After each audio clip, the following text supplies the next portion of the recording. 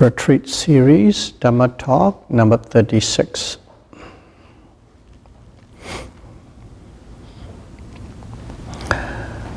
All our Dhamma talks are directly related to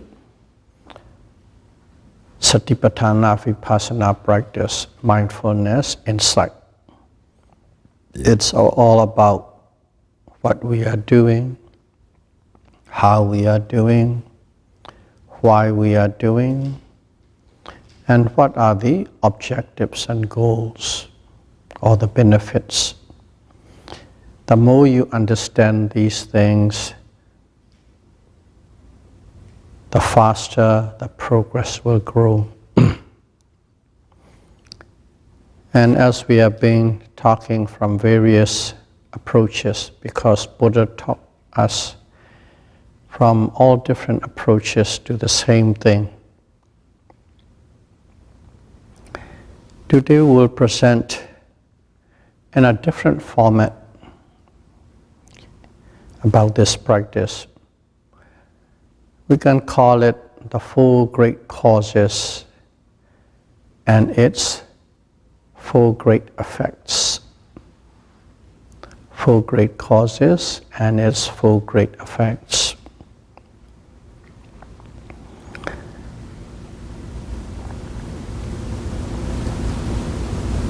When we practice, first and foremost,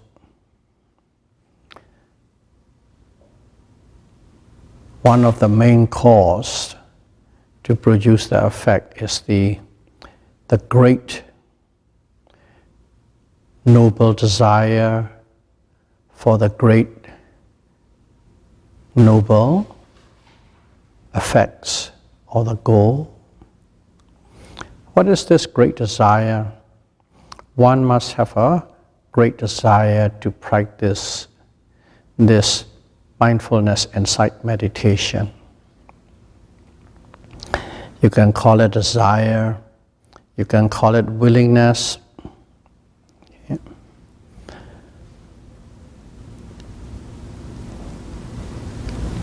To do what? You practice these mindfulness insight. And to reach the objective or to reach the goal. And that goal is also the noble goal or noble objectives. What is this goal? This goal is, in one word, peace. Supreme peace for oneself and all others. So, that is the one of the great cause, one of the four great causes, noble desire or willingness to practice so that we can achieve supreme peace for oneself as well as all others. And the second one is when you are practicing this, it has to be coupled with a certain thing. That certain thing is the effort. The effort that you apply. The effort that you apply must be very strong, very firm. Strong and firm effort. In other words, one cannot be lazy, one cannot be half-heartedly applying the effort. And that is the second great cause of the four. The first one is the noble desire for the practice. Second one is you apply great, ardent, strong and firm effort. That's the second cause to achieve this great supreme peace. And the third one is, you can call it a resolute mind. Your determination must be very strong. Not ordinary determination, not a determination or resolution that you put every new year and then it breaks down within a few weeks or a few months. This is kind of a determination that you keep for life. the resolute mind. In other words, you cannot be a willowy, okay? It blows with the wind, direction, go this way, go that way. No, it must be really strict, determined, unmovable. Unmovable. It cannot be a weak mind, okay? It must be strong. Now, it cannot be a mind associated with a lot of fantasies. Okay, fantasy is not, we are not even talking about any other thing directly related with the Dhamma. Because of a lot of information that you have seen, you go into some sort of a storyline, fantasy, into the practice as well. You begin to imagine this way, imagine that way. Especially some people are very imaginative. That imagination, okay, associate with a lot of the information that you know ahead. You build up some stories and scenario and you begin to believe yourself. Okay, I'm here, I'm there, I have achieved this, I have achieved this, and so on and so forth. And also you put a lot of rationalization based on what you do and what you don't do. But the mind must be resolute. Only one. I'm going to practice until I reach this supreme peace. I will not rest. Nothing would stop me. That is the third great cause. Noble desires, ardent effort, and the resolute mind. And the fourth cause, okay, to achieve that peace is simply put insight. What insight is, when you are practicing, you begin to experience things. What do you experience? You experience things based on what you do. And what are you doing? In a more precise sense, you are observing. You're observing all mental activities and physical activities within oneself, which means within this body and within the mind that is working together with this body. You are observing. In other words, you are trying to understand. You are trying to uncover the true nature of this physical activities, mental activities, of this body and the mind. They are true nature. And this is the cause itself. You work, you probe into the nature of the true nature of the mind and this body. And whenever you understand, then that is called insight. There are many pieces. You can put it in a different way. You understand the specific characteristics of each and every object you're observing. And also you understand the general characteristics of all things that you are observing. You can say all things, but it falls always under two. One is the material phenomenon and one is the mental phenomenon. That is what is we call all. All physical phenomena or material phenomena and all mental phenomena. That is you. And in fact, that is what the universe is constructed of. So when you have insight into the specific characteristics and general characteristics of these two phenomena, material and mental, that's insight. So that is the fourth cause. So there are four great causes if you are practice to attain supreme peace. The first one is you must have a great willingness or desire to practice this mindfulness insight meditation. And then second one is when you practice, you are practicing with ardent effort, not superficial effort, not associated with laziness, but ardent effort, more than average. In fact, it is more than any effort you have ever applied before. But in here is consistently, persistently throughout. It is not just a short burst of effort. And thirdly, while you are doing it, you have to do with a resolute mind, which means nothing would stop me till I reach my goal. I will not waver, I will not detour any direction. And finally, every moment you are investigating and you are understanding bits and bits, pieces and pieces of the true nature of this material phenomenon and mental phenomenon. These are the four causes that one has to apply to achieve supreme peace. And if you have these four causes, there's no if or but. You will achieve it. And in here too, you can see these four causes. They are different. One is actually the desire or the zeal, willingness. Another one is the application, persistent application of energy.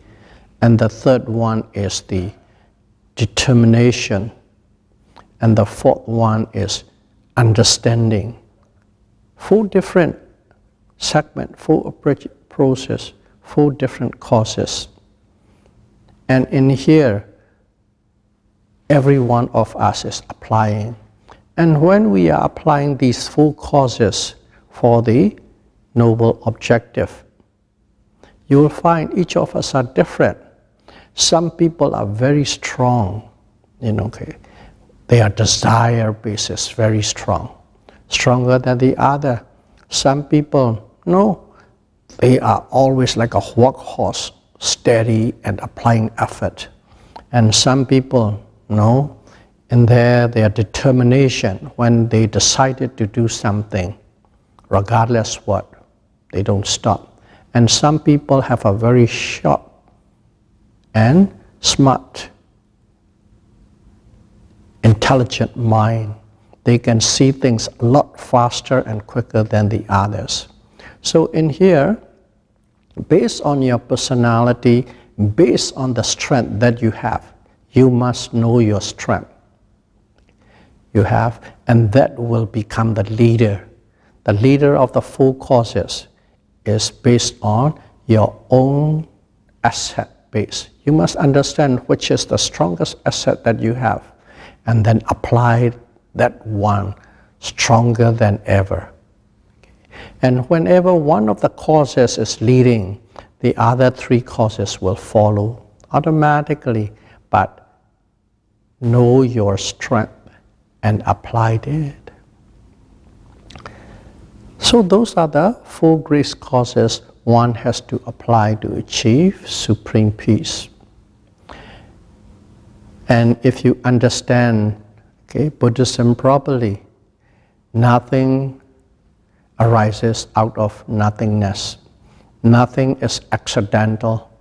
Everything is cause and effect. Without a cause, there can be no effect. If there is an effect, there is a cause. Causal relationships, the law of causal relation operates throughout this universe of mind and matter.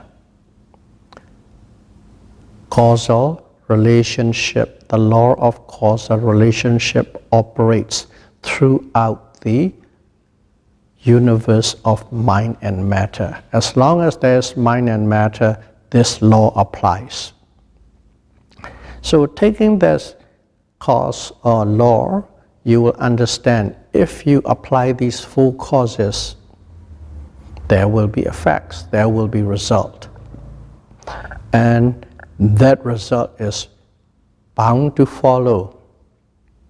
If you apply this cause, you like it or not, the corresponding result will come to be, it will arise. You don't have to wish for the result. You don't have to wish or create the effect or the result. Just simply do the causes, and when you apply the causes, the results will automatically follow. That's the law. And if you understand that law, you don't have to wish for anything. Simply apply the causes. But of course, you need to understand. In general, is one final objective is the supreme peace. Supreme peace, that is the result. So let's say you are applying all these 4 causes. When you apply these 4 causes, you will surely get 4 types of result. 4 types of result, and first and foremost, the result or the effect that you have, it's a cultured. Okay? One will become a cultured person. And what is culture? Simply, we know the word, if we put in a pair of opposites, okay, barbarian, okay, barbarous, barbarian, and the opposite to barbarous or barbarian is a cultured person. Okay, barbarian, rude, harsh, rough, tough, and cultured is also totally opposite. The word is opposite to the barbarous nature. So one will become a cultured person if you practice this. Why and how can these 4 causes can produce this nature of being cultured? Okay. And what is cultured? Cultured means,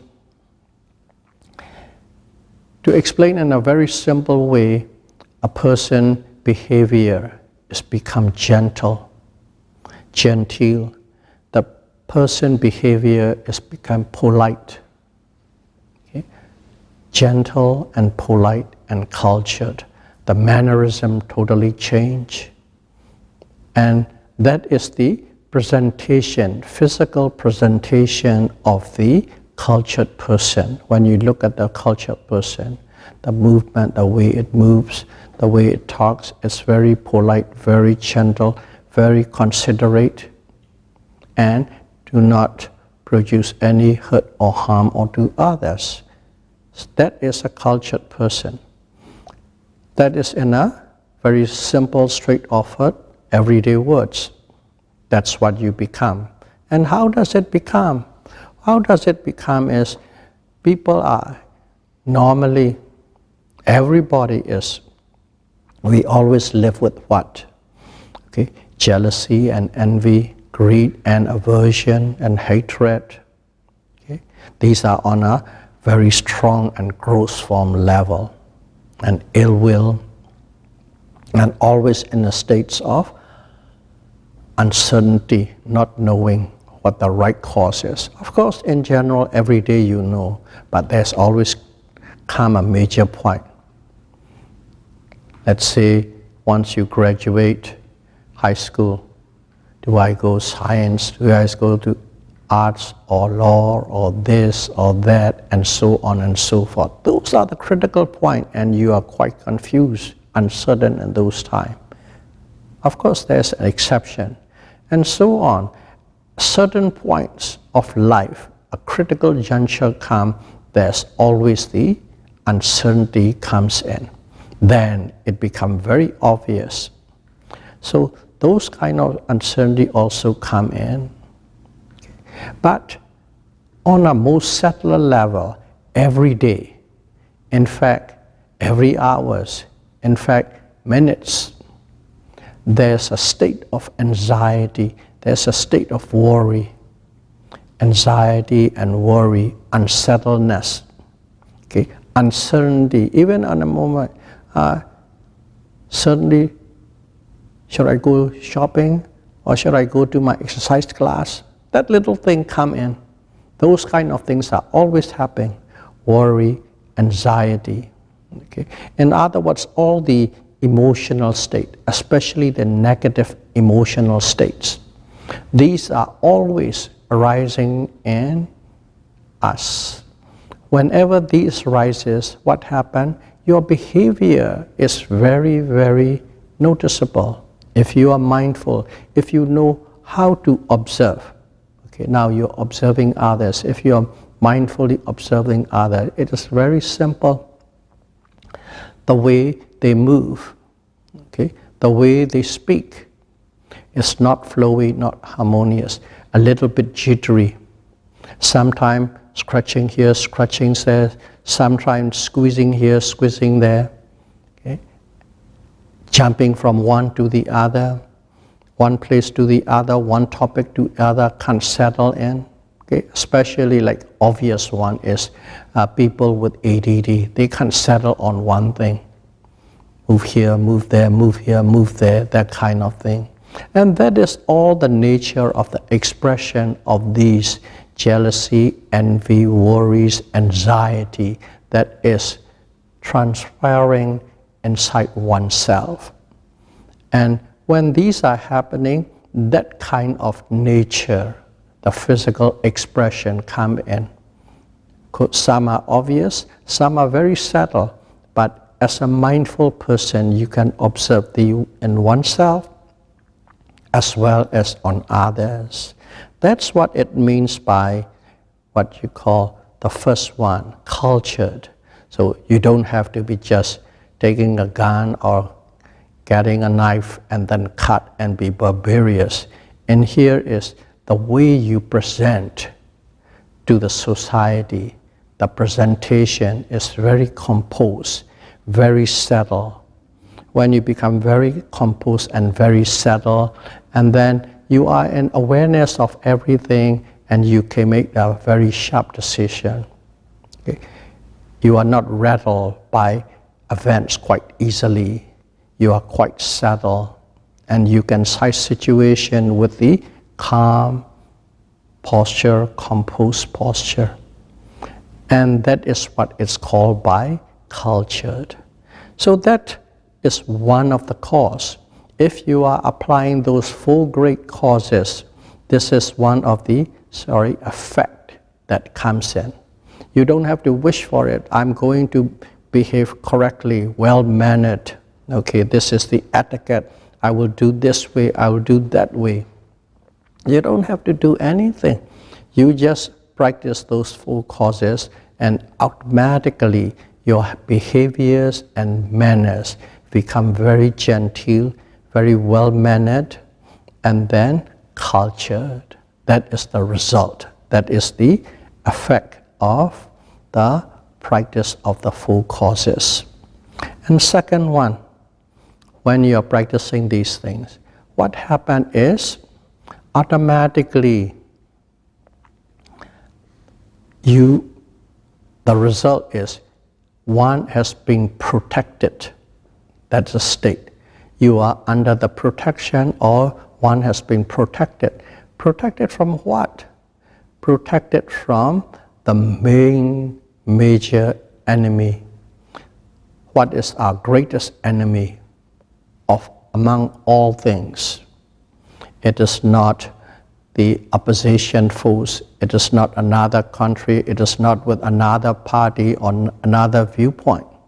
The greatest enemy in our life, in everybody's life, is mental defilements. Lobha, dosa, and moha. Or you can call it lust or greed. Okay? And then, or craving, lust, greed, craving, that is lobha. Dosa is a whole spectrum. Whether you are in a frustrated or agitated, or having anger, or even hatred or ill will. Those are the second type, dosa, mental defilement. Third one is delusion or illusion. Okay? Not knowing exactly what the true nature is, not exactly what is right and what is wrong in a grosser form. And these 3, lobha, dosa, and moha, are called mental defilements. And that is the greatest enemies of all living beings. Specifically for us, we can call it of human beings. The greatest enemies of all human beings is this mental defilements. But when you are practicing these, applying these 4 causes, you become protected from this enemy. You become protected. Why it is protected? But you are simply just practicing what? What do you practice? Desire to practice this method, and then you apply effort, and then you have a resolution. I won't give up. And you start trying to pick up pieces in their true nature. And how can it protect it? But look at it. What are we practicing? Practicing is mindfulness insight. Insight of Vipassana practice. We are practicing insight of Vipassana practice using 4 foundation of mindfulness as a tool. Okay. So when we are applying 4 foundation of mindfulness as a tool, every moment, what are you doing? Any objects that belongs to those 4 groups, you are observing. In other words, you are being mindful, moment to moment. When you are mindful, exactly what is happening at the moment, at that particular moment when you are mindful, there is no lobha, no craving or greed. There is no dosa, no frustration, irritation, anger or hatred. And at the same time, you know exactly what it is happening. Because of that, there is no mental defilement at that moment, because you are being mindful. So as there is no mental defilement at that moment, what happens is you are being protected from the mental defilement at that moment. Why? Because you are applying these 4 causes. That's how one is being protected. Okay?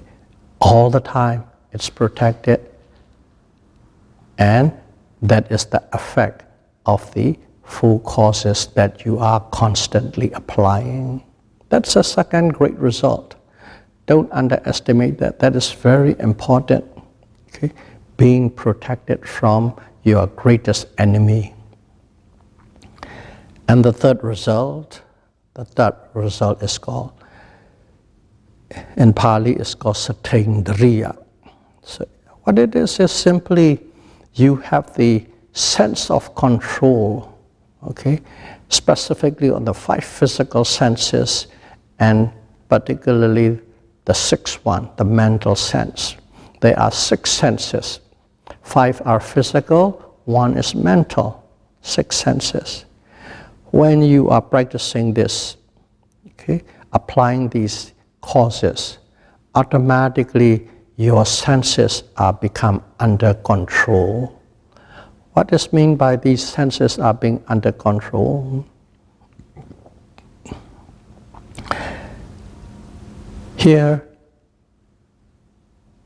you're applying, and then look at average in normal everyday life that going about. When we see something that we like, okay, you like it, you want it, you might go to the point of achieving it. Sometimes in a good and nice way. Sometimes when it becomes extreme, you might even transgress upon others people privileges and rights, and then you will try and get it. Or in other words, by hook or by crook, you will do it to attain that, to achieve that. That is just on a material that you see. And the same kind of rule applies based on the sound. Okay, we just think about the ugly sound and beautiful sound. But there are sound that carries meanings and words that affects you.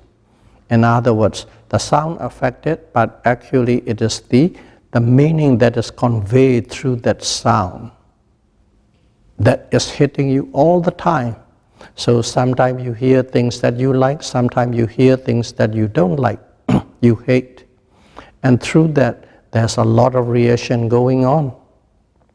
And again too, you might be reacting violently, you might be reacting progressively, but in general, based on the intensity of that bombardment of that sound, one time or the other, you will slip through and you will transgress. Okay? Transgress means simply trying to put yourself in a conflict zone, okay? Create a disharmony, and then act something that is hurtful and harmful, or even violence. That's it. So that is on the sound. The first sense is the sight, the second is sound. The same applies with the smell. Okay, we don't have to go into detail. Okay, whenever there's a pleasant smell come in, you react one way. Unpleasant smell come in, you react another way. And then with the taste, and then of course finally the touch. The touch is a very wide, okay? It is happening all the time because you have the sense, okay, sensual nerve all through your body, every part of your body on the skin, except the nails, hand, fingernails, toenails, teeth, hair. That's about it. But other than that, whenever there's a touch, there's a sensitivity, and you are always reacting to the sensitivity. Maybe in a very gross way, maybe in a very subtle way. Always there's some sort of a response or reaction going on. Those are the five physical senses, and they are in contact with you all the time. Even while you are sleeping, they are in contact. When they become intense enough, you woke up, or you might be half asleep or sort of in a dream mode, but actually not a dream, half asleep and half awake. You are reacting somehow. Okay, your body is reacting. There's a lot of research going on different ways. Some people, they are sleeping, they can see how your body is moving and reacting and actually even striking and poking. You don't know. And that is what is happening is through the senses of the touch as well as the mental sense. Mental sense, everything that you have done through the day, some intense situations, even in the sleep, they come in back in a dream and you are interrelating or reacting to it. And these kind of things are always going on. Normal. But when you have practiced, applied these four great causes, what happens is automatically in all these six senses, five physical and one mental, you have a control. What does it mean by control? Before you hear somebody cursing at you, before you will turn around and put up a finger or scream back or yell at, or even some people, they might walk out and punch it. That is the reaction. But in here is, you hear it. When you hear it, because of the application of the four great causes, your reactiveness, okay? You don't react to it. You might proactively do it, or you might simply let it pass by, because you know if you don't react, if you don't do anything, the other side will automatically slow down and stop. That kind of understanding come in, and your reaction times are very slow. You don't react, you are mostly proactively doing things. And that kind of proactively doing things is called the sense control. Okay? Sense control. You have the control of your six senses. And you don't have to purposely, I'm going to control this way or control that way, I'm going to have a 6-step plans or 12-step plan, I'm going to this way, I'm going to manage my anger. Okay, those are the specific targeted techniques. Especially in the West, they have the courses and classes you have to pay to attend it. They're specific. But in here is you simply apply these 4 great causes into your practice. And we all know when we are practicing 4 foundation of mindfulness, it's not only sitting meditation, not only walking meditation, formal walking meditation. It is in every aspect of your life you are interjecting. So when you are applying this, automatically you will find you have a better control, a stronger control of the senses. They might be attacking you, they might be in touch with you all the time, but the way you have a control on it, in other words, you will never react to it and only find a proper solution and response it. That is the result that gains. And if you want to talk a little bit of more of a technical based on meditation, at that moment, your mindfulness become very strong. Your mindfulness become very strong to the point of you can maintain your mindfulness constantly and continuously for 15, 20, 30 minutes, that kind of a thing. In other words, if you can maintain for 15 to 30 minutes, that your concentration power is become very strong. In other words, all the 5 controlling mental faculties. If you remember correctly, what are the 5 controlling mental faculties? 1 is faith. 2nd is effort. 3rd is mindfulness. 4th is concentration. The 5th is insight. That's called Pinchendriya, 5 controlling mental faculties.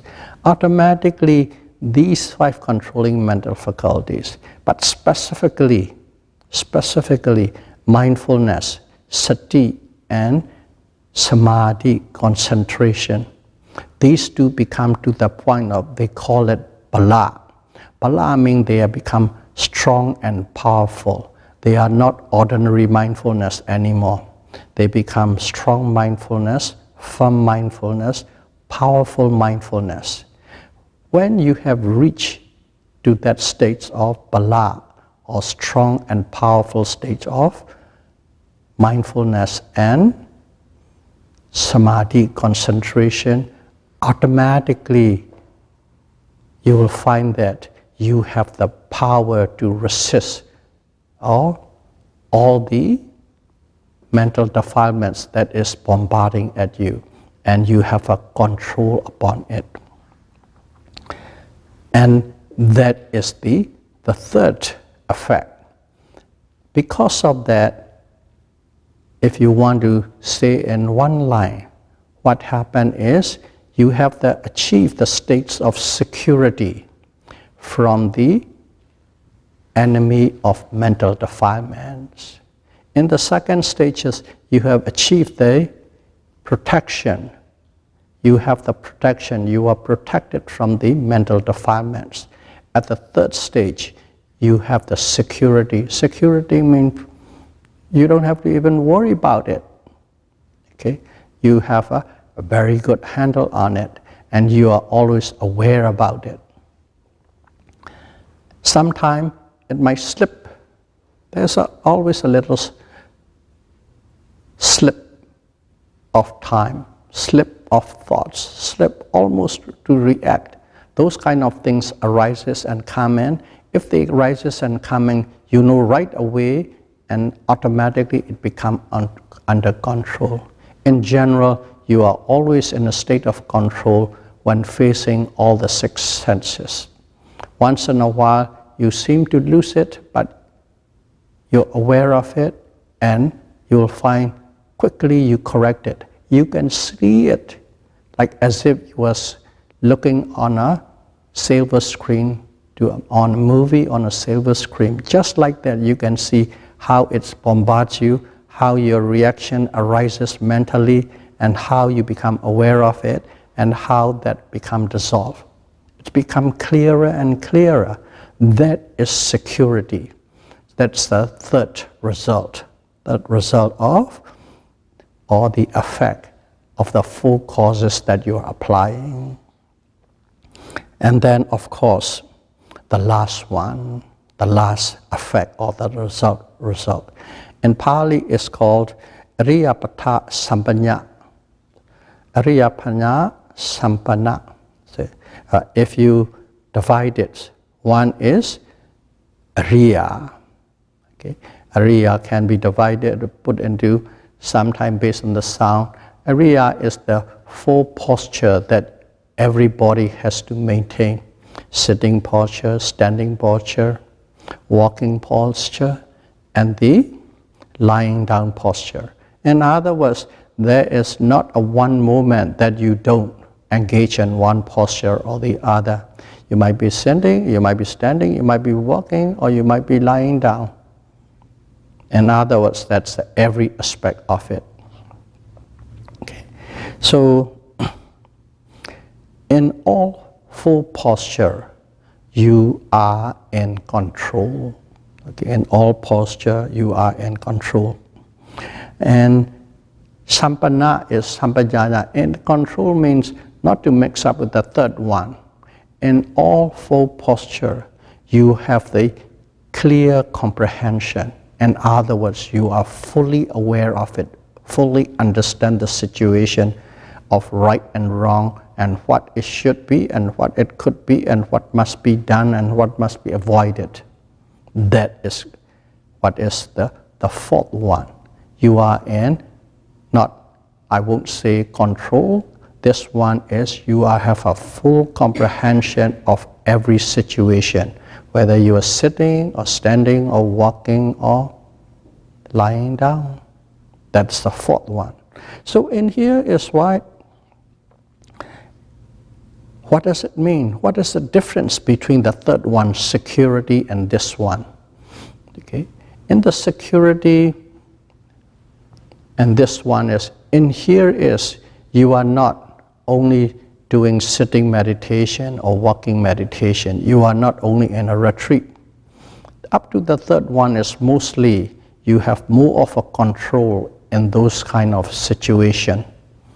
But in here, at the fourth level, when we say you have the clear comprehension on all four postures, mean you are in a normal daily life, walking about, doing your job, or earning your money, sorting out all the problems at work, the family problem, anything and everything under the sun of your life, in every cases.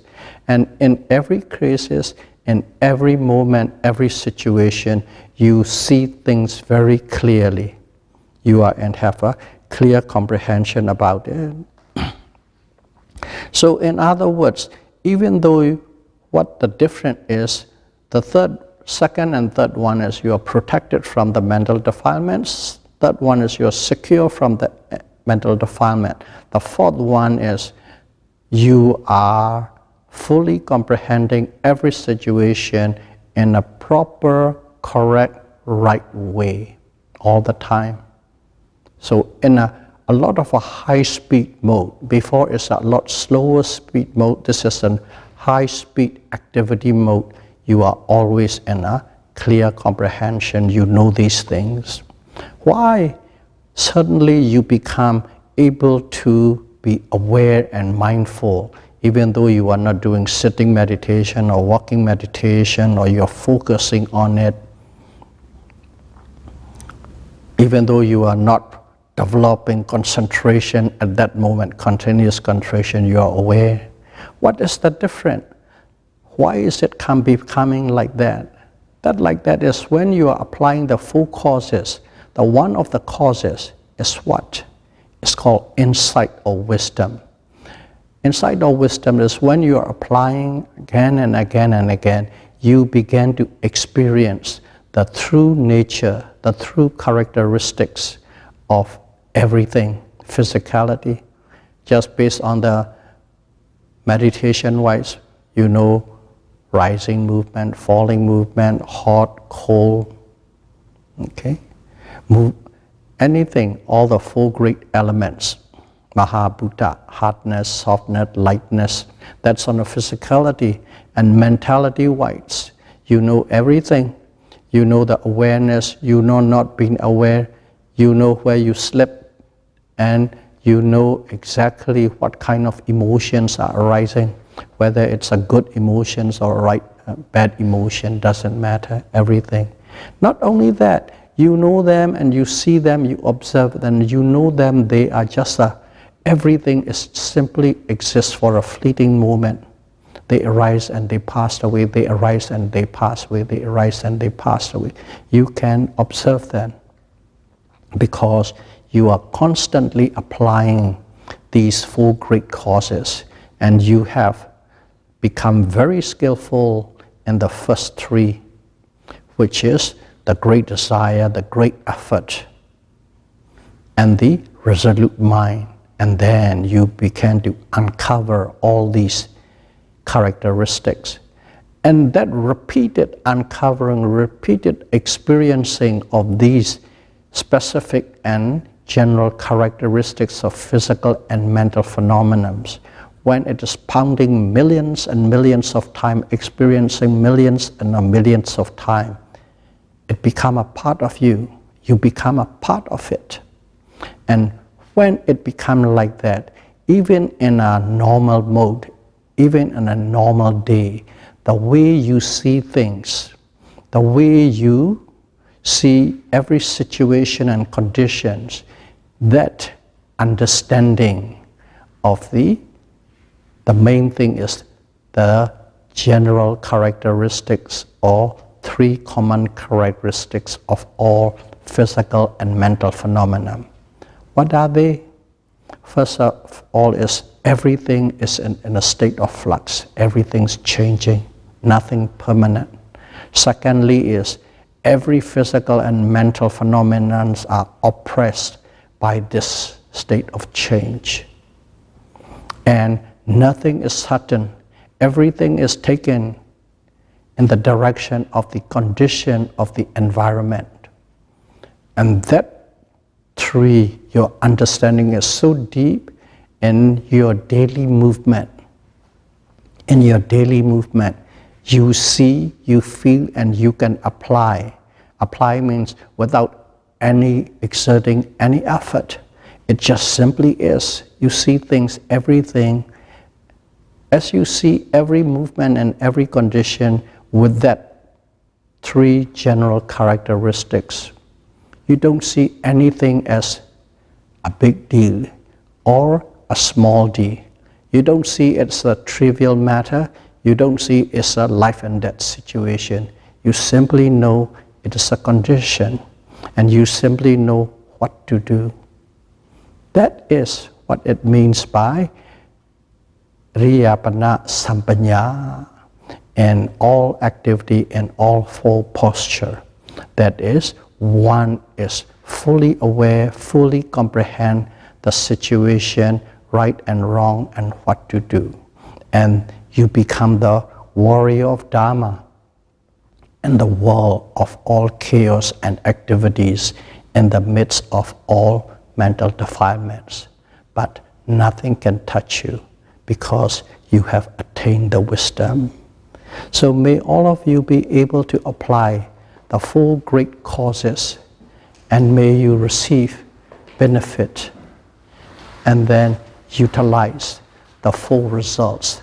Those are the effects of the four causes, and create peace and harmony in the world. Sadhu, sadhu, sadhu. Buddham Vijayami. Dhammam Vijayami. Sangham Vijayami.